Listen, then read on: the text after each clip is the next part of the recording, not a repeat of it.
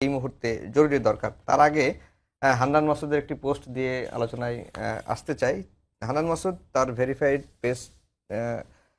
পেজে যে পোস্ট দিয়েছেন, তিনি যেটি বলেছেন যে প্রত্যাশা ছিল ৩০০ আসনে নির্বাচন করার, নির্বাচন করে ৬টি আসন পেলেও সেটি সম্মানজনক হতো।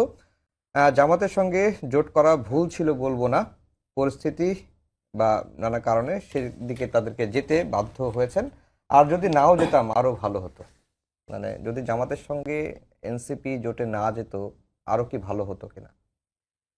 এটা অ্যাকচুয়ালি মানে একটা ডিফারেন্ট পার্সপেক্টিভ থেকে বলা। সেটা হচ্ছে আমাদের ৩০০টি আসনে আমরা আমাদের জায়গা থেকে আমাদের কেন্দ্রীয় কমিটির স্থানীয় যারা নেতৃত্ব ছিল তারা তাদের জায়গা থেকে নির্বাচন করার একটা আশা ছিল, সেই অনুযায়ী পরিকল্পনা ছিল এবং দল গঠন হওয়ার পরের যে ১ বছর যে যার সাধ্য অনুযায়ী সামর্থ্য অনুযায়ী কাজ করার চেষ্টা করেছে। পরবর্তীতে আমরা কিন্তু প্রথম ধাপে ১২৫টি আসনে আমরা আমাদের মনোনয়ন প্রত্যাশী যারা ছিল তাদেরকে আমরা ফিক্সড করেছিলাম যে এই ১২৫টি আসনে এই মানুষগুলো ইলেকশন করবে। তারা তাদের জায়গা থেকে কাজও করেছে, কিন্তু সবশেষ সময় এসে আমাদের কাছে মনে হয়েছে যে দীর্ঘমেয়াদী একটা বৃহৎ স্বার্থকে সামনে রেখে আমরা আমাদের জায়গা থেকে নির্বাচনী জোটে অংশগ্রহণ করেছি। ১১ দলীয় যে নির্বাচনী জোট, সেখানে আমাদের ৩০ জন নির্বাচন করেছে। তো এই ৩০টি আসনে নির্বাচন করে আমাদের ভোটের পার্সেন্টেজ প্রায় 3%-এর মতো। তাহলে আমাদের বাকি ২৭০টি যে আসনগুলোতে আমরা করতে পারিনি, খুব স্বাভাবিকভাবে ওখানে আমাদের যারা প্রার্থী ছিল তাদের মধ্যে কিছুটা হতাশা আছে এবং সেই যে ভোটগুলো আমরা ওই মাঠের পরিস্থিতি অবজার্ভ করা এই ৩০টি আসনে যেভাবে পেয়েছি ওইখানে কিন্তু সেরকম ভাবে পাইনি। এবং সামগ্রিকভাবে সাংগঠনিক অবস্থা এই ৩০টি আসন যতটুকু এগিয়ে গিয়েছে ওই ২৭০টি আসনে পেছানো। হয়তো এই বিষয়গুলোকে চিন্তা করে হান্নান মাসুদ এই কথাটি বলেছিল, কিন্তু আমরা আমাদের জায়গা থেকে এটি মনে করি যে আমরা সবাই একসাথে মিলে এই সিদ্ধান্তটি নিয়েছিলাম যে আমরা নির্বাচনী জোটেই যাচ্ছি। কারণ দিন শেষে আসলে কি মাঠের বাস্তবতা হলো মানুষ তাদের জায়গা থেকে তাদের এটা যেমন ঠিক যে তারা দেখে যে কোন দলটাকে তাদের ভোটটা দেওয়া উচিত, তারা তাদের আকাঙ্ক্ষাটাকে ধারণ করে সে অনুযায়ী কাজ করে। আবার এইটাও ঠিক মানুষ তাদের ভোট কিন্তু নষ্ট করতে চায় না। মানুষ তাদের জায়গা থেকে যে দুইটি দলের চান্স সবচেয়ে বেশি থাকবে তার মধ্যে একটা জায়গায় তারা ভোটটা দিতে চাইবে এবং ওই দুইটার মধ্যে যেটা ভালো তাদেরকে নির্বাচিত করে আনার চেষ্টা করবে। এবং দিন শেষে যে কোনো একটা এরকম বড় নির্বাচনে দুইটা পক্ষের মধ্যে ভালো একটা ফাইট হয়, নির্বাচন হয়। তো সেই জায়গা থেকে আমাদের মনে হয়েছে একদিকে যেমন বিএনপি এবং তাদের সমমনা দলের জোট, আরেকদিকে আমরা ১১ দলীয় জোট ঐক্যবদ্ধ হয়েছি এবং সামগ্রিকভাবে একটা দলের বয়স ১ বছর এখনো হয়নি, সেই দল থেকে ৬ জন এবার সংসদে যাচ্ছে। আমরা মনে করি এটা ১ বছর না হতে একটা দলের জন্য অনেক বড় প্রাপ্তি এবং এই শুরুটা দিন শেষে আমরা অবশ্যই ভালো মনে করব এবং এটাকে সামনে রেখে এর পরের বার যেন আমরা এককভাবে আরো বড়ভাবে ফাইট দিয়ে আরো বেশি সংখ্যক মানুষ আমাদের সংসদে যেতে পারে, সেটাই আমাদের লক্ষ্য থাকবে। জি, মাসুদ কামাল ভাই, যেটি সাজিদ সালাম বললেন যে এই দলের বয়স আসলে তো ১ বছর হয় নাই, ২৮ ফেব্রুয়ারি সম্ভবত ১ বছর হবে এবং ১ বছর সময়ের মধ্যে একটা জোটে গিয়ে ৩০টি আসনে নির্বাচন করার মধ্যে ৬টি আসনে জয়ী হওয়া। যদিও সাজিদ সালাম বললেন যে ৩০০ আসনে নির্বাচন করতে পারলে ওই ২৭০টি আসনের সাংগঠনিক ভিত্তিটা আরেকটু বা টোটাল ভোট আরো বাড়তো, 3% এর জায়গায় হয়তো 10% হতে পারতো, আরো বৃদ্ধি পেত। আপনার কাছে কি মনে হয়? না, এটা তো ওনাদের একটা রাজনৈতিক সিদ্ধান্ত, তাই না?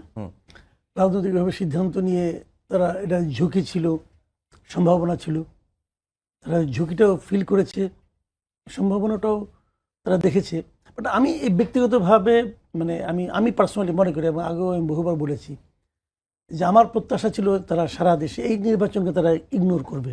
আমার ইচ্ছা ছিল যে তারা আগামী ৫ বছর পরে নির্বাচন নিয়ে চিন্তা করবে এবং ওটার জন্য তারা যদি সারা দেশে ৩০০ আসনে তারা প্রার্থী দিতে পারতো তাহলে অন্তত ৩০০ আসনের লোক কিন্তু শাপলাগুলিকে চিনত। এখন ২৭০ আসনের লোক কিন্তু শাপলাগুলি চিনি না। তো এটা চেনা তাদের প্রাথমিকভাবে ওটা ছিল তাদের প্রয়োজনীয় কাজ। ওনাকে ছোট একটা গাছ বললেন, আপনি এই গাছটার মধ্যে এখনই ফল হতে পারে অথবা গাছটা একটু বড় হওয়ার পর ফল হতে পারে। আমি বড় হওয়ার পর ফল হওয়াটাকে পছন্দ করব, ওইটা আমার কাছে মনে হবে অর্গানিক। আর আপনি এমনি এটাকে এখনই ফল ফলাইতে পারেন, কিন্তু ওই ফল কিন্তু খাইতেও খুব একটা স্বাদ হয় না, ওই ফল দিয়ে ওই গাছের আপনার গুরুত্ব মাপতে পারবেন না। ৬ জন তারা পেয়েছেন। এটা এখন হয়তো এনসিপি ৬ জনের দল হলো, কিন্তু তখন এনসিপি কিন্তু সারা দেশের দল হতো। এত দ্রুত প্রত্যাশার দরকারও ছিল না। এনসিপির জন্য প্রথম দিকে কিছু ভুল হয়ে গেছে। আমি যদি এনসিপিকে বিশ্লেষণ করি, আমি এনসিপিকে নিয়ে খুবই আশাবাদী ছিলাম একটা কারণে, যে আমরা আওয়ামী লীগ বিএনপি দেখতে দেখতে না টায়ার্ড হয়ে গেছিলাম, হুম যে আর কত আওয়ামী লীগ বিএনপি জামাত, আওয়ামী লীগ বিএনপি দেখতেছি তো ভাই অনেক বছর ধরে। জামাতকে অতটা দেখা হয় নাই, বাট আওয়ামী লীগ বিএনপি অনেকবার দেখা হয়ে গেছে আমাদের। তো আমরা একটা নতুন ধারার দল, আমি নিজে পার্সোনালি প্রত্যাশা করছিলাম যে নাকি নতুন কিছু চিন্তা নিয়ে আসবে, বাট এনসিপি আনফর্চুনেটলি শুরু থেকে নতুন কোনো চিন্তার প্রকাশ ঘটাতে পারে নাই, একদম শুরু থেকেই পারে নাই। যদি পারতো তাহলে খুব ভালো হতো। এবং পাড়ার ইয়াংদের মধ্যে একটা সুবিধা কি, তারা কিন্তু যে কোনো নতুন কিছু ধরতে পারে, নতুন কিছু এটা গ্রহণ করতে পারে, এটা ইয়াংরা পারে, বয়স্করা পায় না। যেমন ধরেন আমি বয়স হয়ে গেছে, আমাকে আপনি দেন, আমি একদিন ধরে যা করছি তার বাইরে আমি যাইতেই পারবো না, আমার কাছে মনে হবে না জানি কি ক্ষতি হয়ে যাবে, কিন্তু এটা ইয়াংরা পারবে। তাদের মধ্যে এই ধরনের একটা থাকে, আলাদা একটা শক্তি থাকে। সেই শক্তির কারণে আমি প্রত্যাশা করেছিলাম তারা শুরু থেকে একটা টোটালি ডিফারেন্ট টাইপের একটা দল করবে, কিন্তু ওদের আসলে বড় ক্ষতিটা করে দিয়েছিল ডক্টর ইউনূস কিন্তু নিজে। মাসুদ কামাল ভাই, এই আলাপটা তো আছে যখন পুরনো রাজনৈতিক দলগুলো যখন পুরনো ধাঁচেরই রাজনীতি করছে, আর একটা নতুন একটা দল সেটি এসে একবারেই নতুন বন্দোবস্তর ইয়াটা কিভাবে সূচনা করবে? পারবে না তো, পারবে না তো। পারবে না তো, এটা আমি জানি পারবে না। শুরু তো করতে হবে, হুম শুরু না করলে পারবেন কিভাবে?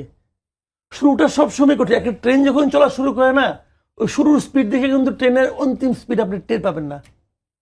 শুরুটা আসতেই হবে, কিন্তু শুরুটা দেখে যেন লোকে বুঝে যে এটা একটা ডিফারেন্ট কিছু। হুম তো শুরুটা কে করবে? ওনার শুরুকে আমি করে দিব না না, ওনার শুরু ওনাকেই করতে হবে। ওনার শুরু কি জামাত করে দিবে? করবে না।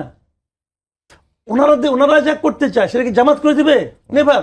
জামাত বরং ওদেরকে বোঝাবে যে আমি যেটা করতেছি তুমি এই লাইনে আসো, এটা বেটার।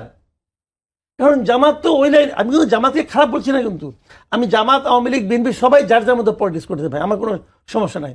কিন্তু আপনি যখন আমার সঙ্গে আসবেন, আমি তো আপনাকে আমার মতো করার চেষ্টা করব। হুম কিন্তু আপনি যে নতুন কিছু করতে চাচ্ছেন, এইটা যতক্ষণ পর্যন্ত আপনি না করতে পারবেন ততক্ষণ পর্যন্ত ইয়াং যে দল হলো কেন, তখন তো এটা যে কোনো দল। হুম আমি তো যে কোনো দল চাই না রে ভাই, আমার বক্তব্য হলো ওই জায়গাটাতে। বুঝতে পারছি। তো ওই জায়গাটাতে আমি মনে করেছি, আমি বলি আমার অনেককে আমি বলেছি, ওনাদের অনেক লিডারকে আমি বলেছি, ভাই আপনারা এই নির্বাচনের কথা ভুলে যান। এই নির্বাচনের মাধ্যমে কিছু পাওয়াটা আসলে আপনাদের লস হবে, লস হবে। আমি উদাহরণ দিয়ে বলি, এই যে 6 জন গেছেন ওখানে, হুম জামাতের কোনো সিদ্ধান্তের বিরুদ্ধে কেউ যেতে পারবে না। দেখুন আমি দেখি যাই কিনা, এরা পারবে না। কারণ দেখলাম যে নাহিদকে তো চিফই বানাই দিচ্ছে, নাহিদকে তো